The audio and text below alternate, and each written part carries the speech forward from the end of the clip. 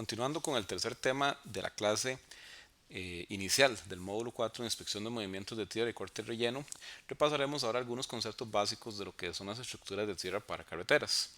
Las obras de infraestructura lineales, como lo son las carreteras, consideran la integración de una serie de estructuras que soportan la estructura de pavimento sobre la que transitarán, como los vehículos o medios de transporte usuarios en esta obra, por ejemplo ferrocarriles o las líneas del tren. Los terraplenes son estructuras construidas con materiales de tipo suelo principalmente, con tamaños máximos generalmente inferiores entre 10 y 15 centímetros de diámetro y con un contenido relativamente bajo de finos. En cambio, los pedraplenes, como ya vimos en una clase anterior, básicamente son estructuras que se construyen con fragmentos rocosos. Las escolleras se construyen con bloques de roca que pueden superar un volumen de 1 metro cúbico. En este caso, las escolleras principalmente se utilizan para fines de drenaje o para lo que es protección de zonas donde descargan flujos de agua. Los terraplenes y los pedraplenes se construyen mediante capas de material que se van depositando y compactando sucesivamente, generalmente en espesores menores de los 30 centímetros. Aquí podemos ver en la imagen las diferencias entre lo que son diferentes tipos de configuraciones que podemos tener con diferentes materiales. Por ejemplo, en la figura inferior vemos lo que es un terraplén, que principalmente es una estructura que está construida a partir de material tipo suelo, el pedraplén, que es una combinación de material rocoso principalmente, y la escollera, que es una combinación que es básicamente con puro material rocoso que utilizamos para fines específicos. En cuanto a lo que son terracerías, podemos definir como los volúmenes de materiales que se extraen o que sirven de relleno en la construcción de una vía terrestre.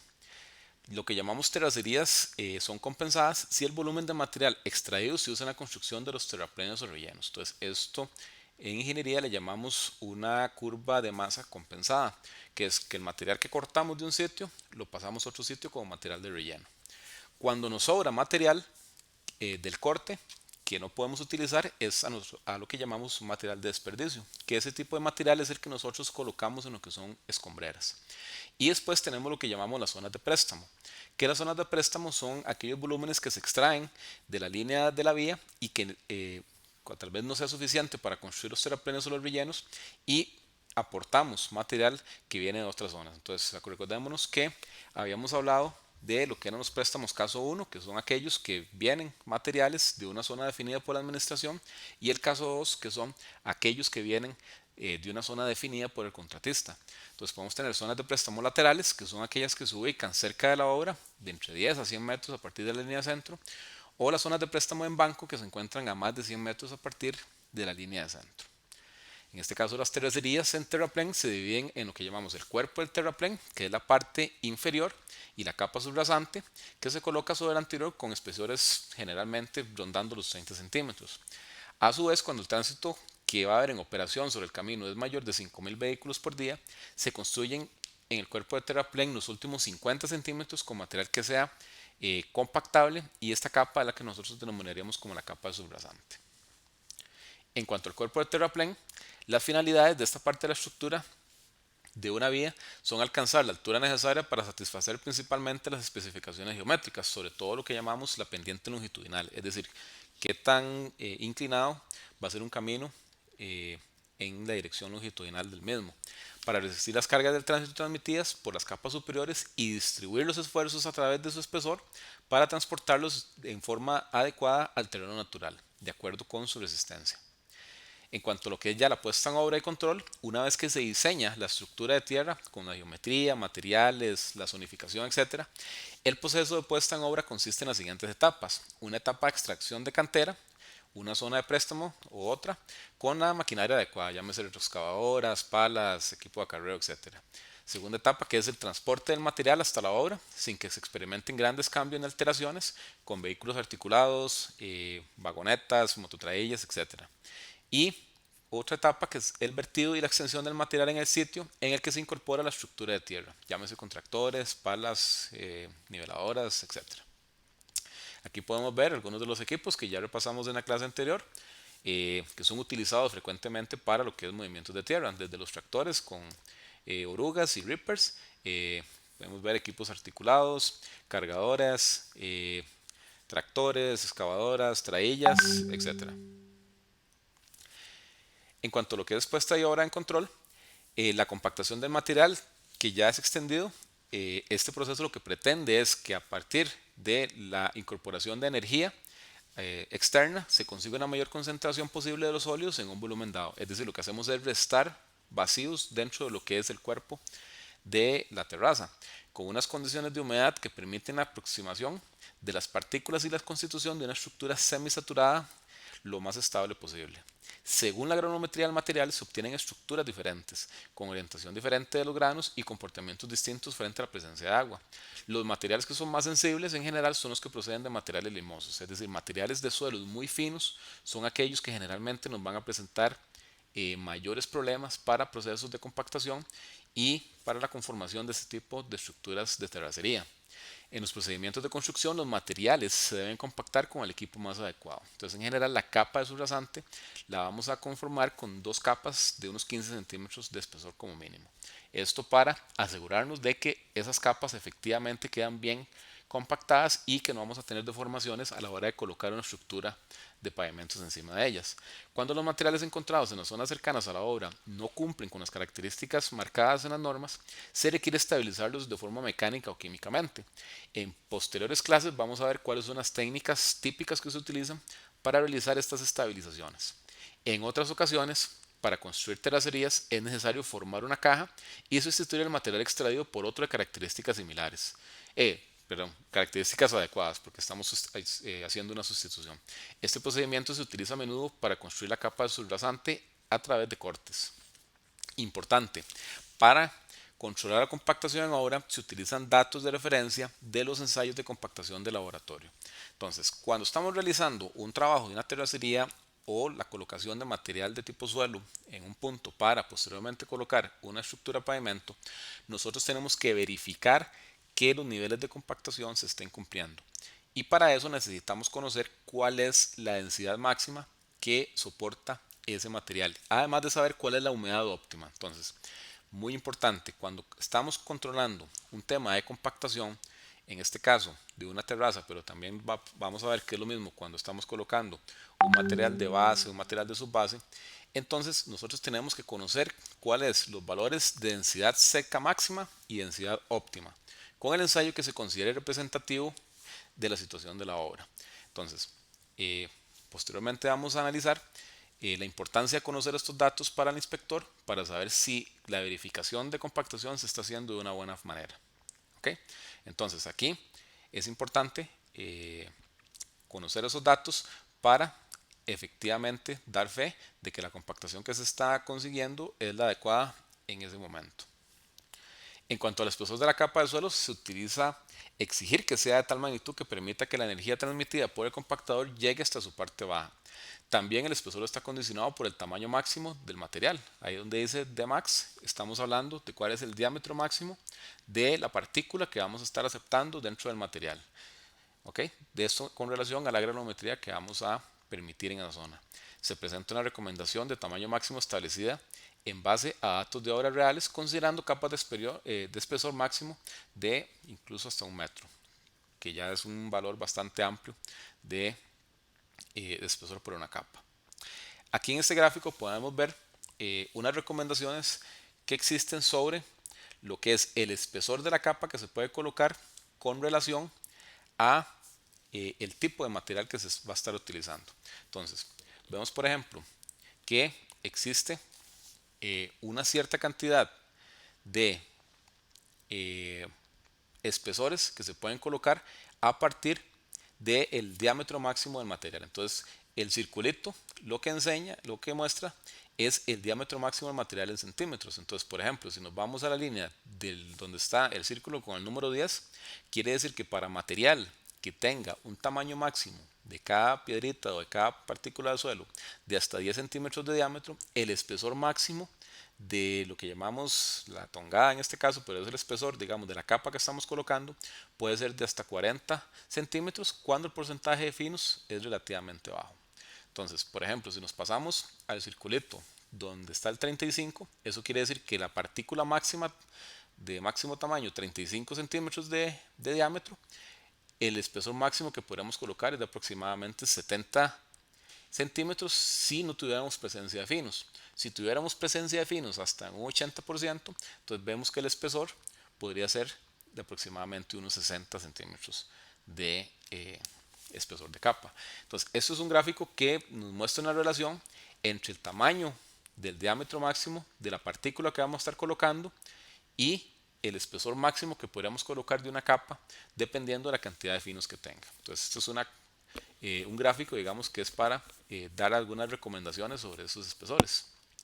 En esta figura, en cambio, lo que nos muestra es un criterio que existe para ver cuál es la maquinaria más adecuada dependiendo del tipo de material que tenemos y el tamaño máximo de la partícula que vamos a estar trabajando. Entonces, como podemos ver, por ejemplo, para partículas de tamaño máximo, con un porcentaje de finos relativamente bajo, por ejemplo, inferior del 20%, vemos que lo que se nos recomienda es la utilización de un rodillo liso vibratorio. En cambio, si tenemos una cantidad de finos mayor, digamos de un 80%, que es donde está el círculo con el número 4, quiere decir que ya para este tipo de material con un porcentaje de finos tan alto y un tamaño máximo de partícula tan bajo como menos de 5 centímetros, ya para estas condiciones lo que deberíamos estar utilizando es un equipo de pata de cabro, probablemente con algún tipo de reforzamiento con cal. Entonces, vean ustedes que digamos, este cuadrito nos resume de una forma bastante simple cuáles son las condiciones de cantidad de finos y el tamaño máximo del suelo que vamos a estar colocando y cuál es el tipo de compactación o cuál es la maquinaria que deberíamos estar utilizando para realizar el proceso de compactación. En los grandes movimientos de tierra se tiende a realizar inicialmente terraplenes experimentales en los que se fija mediante pruebas diversas y controlando con los sistemas indicados el procedimiento de compactación, es decir, qué maquinaria vamos a utilizar, cuántas pasadas y qué espesor de capa tiene cada material, comprobando en la obra el procedimiento más que los parámetros como densidad y humedad que requerimos conocer para saber si la compactación está siendo bien ejecutada. En este caso, todo esto nos facilita el desarrollo de la obra. Entonces, aquí estamos hablando de que se acostumbra en ciertos proyectos realizar algunos terraplenes de prueba antes de comenzar a construir terraplenes de forma masiva. En, cuando nos topamos con una situación sobre suelos blandos, en este caso, los mismos se caracterizan por tener una baja resistencia en el corto plazo que supone problemas de estabilidad de terraplenes. Tienen una alta deformabilidad, con lo que normalmente supone deformaciones del suelo blando debido al terraplén, un considerable periodo de tiempo hasta conseguir la estabilización de las deformaciones y un peligro de colapso por inundación. Entonces, generalmente no vamos a querer hacer cimentaciones de terraplén en terrenos que sean blandos, ¿verdad? Porque vean ustedes la cantidad de problemas que generalmente estos terrenos demuestran. Entonces, por ejemplo, en esta imagen vemos problemas asociados con la colocación de un terraplén en un suelo blando. Entonces, el gris oscuro, que es la parte inferior, es un suelo que se considera blando. Ven ustedes la forma que asume el terraplén que se construye sobre él. Entonces tiende a deformarse, tiende a darse agrietamientos y a perder la forma del terraplén. ¿Qué otro problema puede tener? Aparte de este problema de capacidad de soporte, puede tener un problema de rotación de la base. Entonces, en este caso, uno de los costados del terraplén va a tender a rotar y a deformar el talud que se forma sobre el suelo blando. Entonces, esta es otra condición que también es indeseable. Tal vez si recuerdan en la primera presentación vimos un caso donde se vean unos agrietamientos en la línea que divide lo que es el talud del cuerpo del terraplén y ahí veamos un efecto parecido a lo que vemos en esta imagen. Otro problema puede ser un problema de desprendimiento lateral, que es una deformación en lo que es el cuerpo del terraplén por la utilización de suelos blandos, que tiene esta configuración que vemos aquí. Cuando colocamos terraplenes a media ladera, es decir, en una pendiente, ese es uno de los casos que suele generar mayores problemas. Y en este caso, generalmente sobre la superficie de una ladera natural sometida a una acción de meteorización, es decir, que tenga erosión, ya sea por viento, por lluvia, etcétera, podemos tener problemas al colocar un terraplén. Entonces, este tipo de cimentación, generalmente permeable, son fáciles de saturar a través de fisuras o huecos que pueda tener el terreno. Entonces, esto generalmente puede atraernos algunos problemas.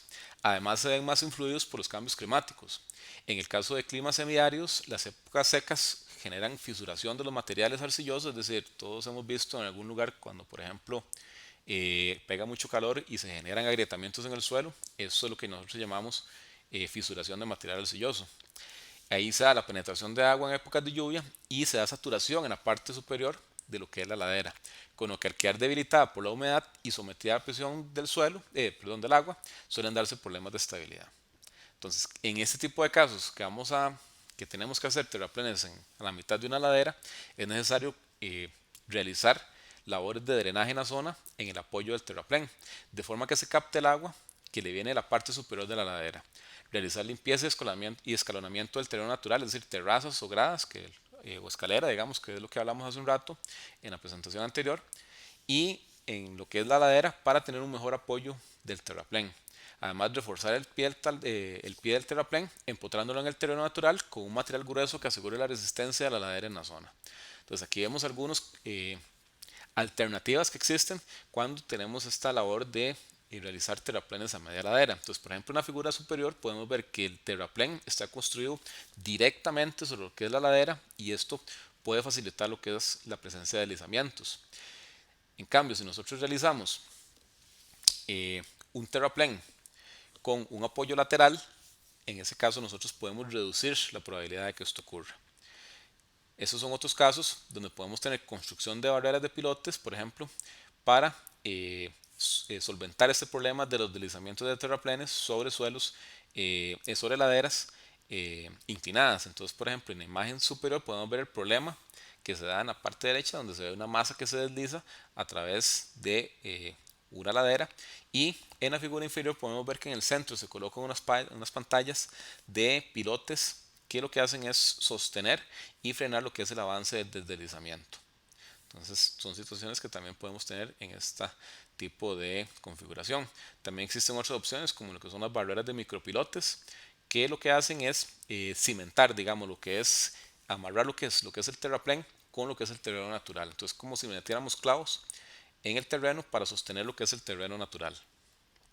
Otras soluciones que existen también son los que llaman las micropilotes por columnas o un jet grouting, que lo que hacen es introducir una columna de concreto desde la parte superior.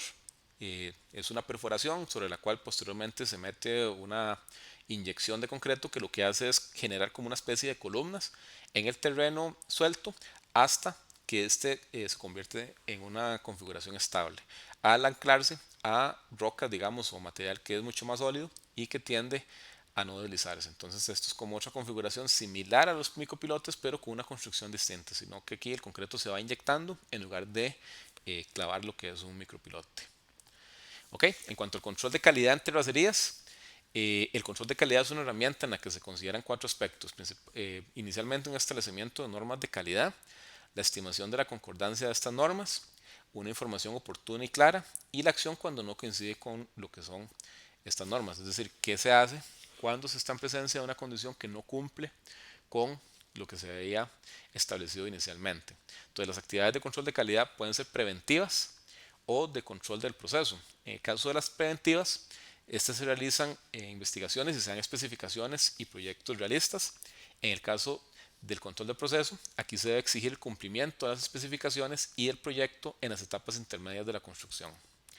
La verificación del producto o la obra que se construye consiste en el cumplimiento de la meta propuesta y de acuerdo con lo alcanzado. Se realizan los pagos y ajustes correspondientes. Asimismo, se debe observar el comportamiento que se manifieste durante la operación o el uso del producto elaborado. El control de calidad tiene que motivar en forma adecuada al personal, desde los ejecutivos hasta los operarios, para alcanzar la meta propuesta. En el control de calidad se debe realizar la retroalimentación de las experiencias adquiridas durante la construcción o producción y tomarlas en cuenta para modificar total o parcialmente las especificaciones y los proyectos. Entonces, en cuanto a vías terrestres, para construir vías terrestres es necesario llevar a cabo diferentes controles, al fin de obtener obras con la calidad necesaria en el tiempo programado y los costos presupuestados. Sin embargo, los ingenieros se aplican en general a controlar el programa y los costos. En muchas ocasiones dejamos de lado lo que es la parte del control de calidad. Y en este pensamiento es donde los inspectores tienen un papel fundamental, porque son los ojos de la ingeniería en el proyecto y son los encargados de mantener estos estándares de calidad de una forma correcta. Se ha pensado que este control debe estar a cargo de los laboratorios, pero estos son solo auxiliares para controlar los materiales y los procedimientos de construcción. Posteriormente en otra de las clases vamos a ver un poco más en detalle de esto, pero Este pensamiento de que los laboratorios son los encargados de llevar el control de calidad, o solo ellos involucrados en el proceso, es una mentalidad que debemos de cambiar nosotros como eh, instituciones y como participantes en estos procesos de construcción. Asimismo, dentro del procedimiento de control de calidad se incluyen otras actividades como verificar la geometría, tanto horizontal como vertical, ubicar y construir las obras de drenaje, entre otros. Ok, entonces estos eran unos pensamientos finales relacionados con lo que es la construcción de vías, movimientos de tierra, cortes, rellenos, etcétera, que hemos visto durante la clase de hoy. Y les motivo para continuar con la siguiente clase, que vamos a tratar temas de lo que son bases granulares y materiales que se utilizan para la configuración de estructuras de pavimento. Entonces, vamos a eh, hacer algunos ajustes con lo que es el tema de la evaluación del curso para poder aplicar lo que son tareas y lo que son quizzes una vez que retomemos lo que son las clases presenciales. Entonces, de momento vamos a finalizar por aquí.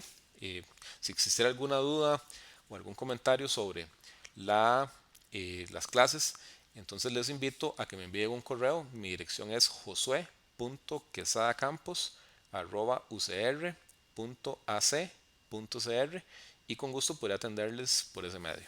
Muchísimas gracias, tengan buen día.